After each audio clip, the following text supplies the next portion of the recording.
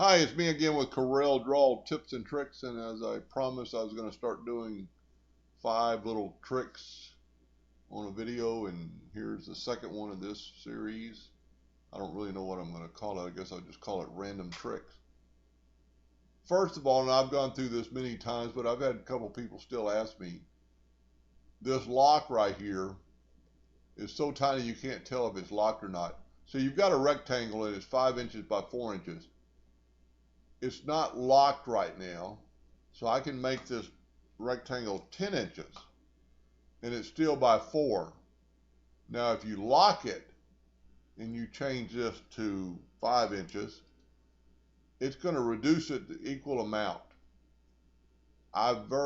Even though that's pretty nice, because if you if you just started out with a new rectangle and held down your control button, it's equal.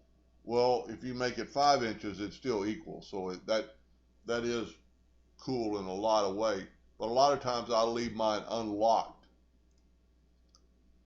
So we're going to make this unlocked, and we're going to make this 4 by 10. That's trick number 1. Trick number 2, and this is the real reason for this, because I had a person email me, they thought they'd messed up their front page or their page, because they'd moved this, your fill and your outline and even the rectangle. See, it says rectangle layer, so you know what you're picked on, because when you're not picked, that goes away. She'd moved it up top and she couldn't get it back. Well, what she did probably, if you get right here to the left of that and double click on it, it moves it to the top. So I'm not saying that it's better or worse. I'm so used for it to be on the bottom, but if you ever wanted to change, because you can definitely, when you're working up here, you can say, well, I got a rectangle in layer 1. Now to just move it back, just stay to the left of it and just double click it and it'll go back. So that's trick number 2. If you had a box, well, I'll tell you what, let's put this in the center of the page. We hit P on the keyboard. We'll draw a little bitty square.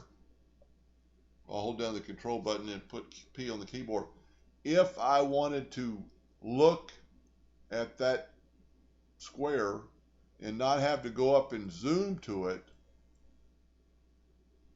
as long as you take your pick tool, I tell you what, let's zoom in like the whole thing. If you have your pick tool, just get in the center of it and just move your mouse wheel and it'll zoom in that one item that you're close to. Now, you got to be in the center or it'll go off your page.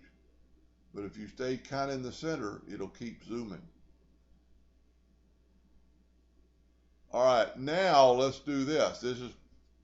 I've done a video before about using Corel for math. We have a rectangle that is 10 by 4. And let's make a duplicate of it. Control D and we'll move it down. Now I want a rectangle, and we'll just make up, I want it 1/3 the width of the first rectangle. We'll let Corel do the math. Go 10 divided by 3, and now you've got a rectangle that's 3.33 inches. It's 1/3 of that first rectangle. So that's using math. Now I'm going to go back, erase this rectangle. I'm going to go back this. This is a 10 by 4 rectangle, and I'm glad to do them. I do a lot of questions and answers, and people send me files. And when they send me files, they're outside the United States, so they use it in millimeters. Well, I want to send it back to them in millimeters, but I need to work on something. I need to draw I don't know what 1,016 millimeters is. So let's make this, or it's 254 millimeters is this rectangle. I need this is a 10-inch box. Well, I need it to be 12 inches. I can just type in 12 IN for inches. Now it's still in millimeters, But I know my box now is 12 inches, and we can double check that. And a lot of times people ask me, well, I can't see my units. When you're checked on something, you don't see your units. You have to be checked off something.